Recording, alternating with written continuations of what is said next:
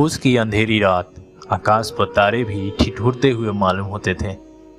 हल्कू अपने खेत के किनारे ऊख के पत्तों की एक छतरी के नीचे बांस के खटोले पर अपनी पुरानी गाढ़े की चादर ओढ़े पड़ा कांप रहा था।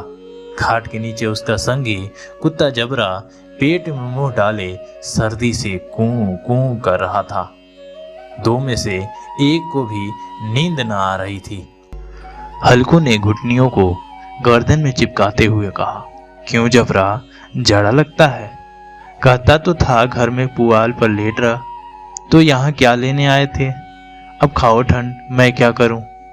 जानते थे मैं यहाँ हलवा पूरी खाने आ रहा हूँ, दौड़े दौड़े आगे आगे चले आए। अब रो नानी के नाम को। जबरा ने बड़े बड़े दुम हिलाई और अपनी कूं कूं को दीर्घ बनाता हुआ एक बार जम्हाई लेकर चुप हो गया।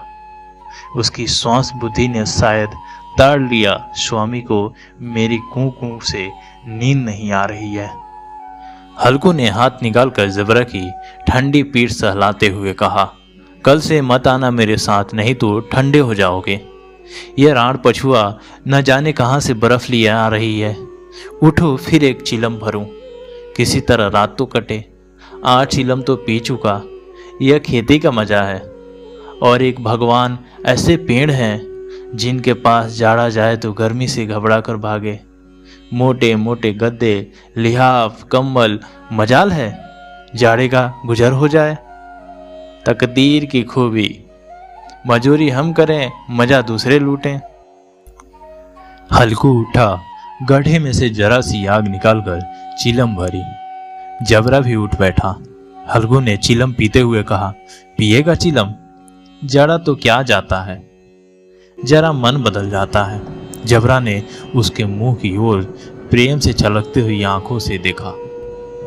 हल्कू बोला, आज और जाड़ा खा ले, कल से मैं यहाँ पुआल बिछा दूंगा, उसी में घुस कर बैठना, तब जाड़ा ना लगेगा।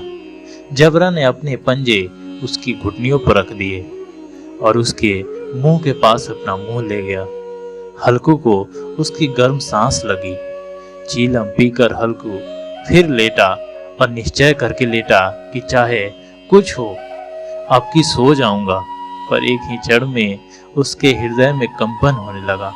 कभी इस करवट लेटता, कभी उस करवट, पर जाड़ा किसी पिचास की भांति उसकी छाती को दबाए हुए था।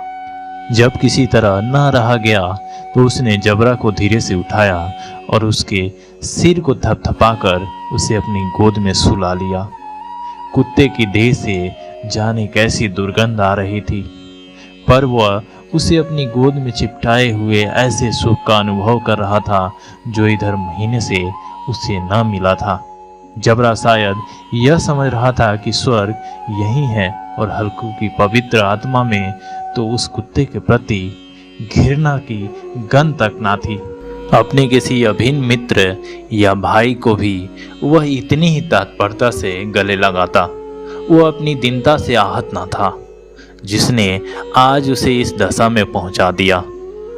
नहीं, इस अनोखी मैत्री ने जैसे उसकी आत्मा के सब द्वार खोल दिए थे और उसका एक एक अणु प्रकाश से चमक रहा था। सहसा जबरा ने किसी जानवर की आहट पाई। इस विशेष आत्मीयता ने उसमें एक नई फुर्ती पैदा करती थी जो हवा के ठंडे झोंकों को तुच्छ समझती थी। वह झपट कर उठा और छपरी के बाहर आकर भूखने लगा। हल्कू ने उसे कई बार चुप कराकर बुलाया, पर वह उसके पास न आया। खलिहान में चारों तरफ दौड़ दौड़ कर भूखता रहा। एक क्षण के लिए आ भी जाता तो तुरंत ही फिर दौड़ता। कर्तव्य उसके हृदय में अरमान की भांति उछल रहा था।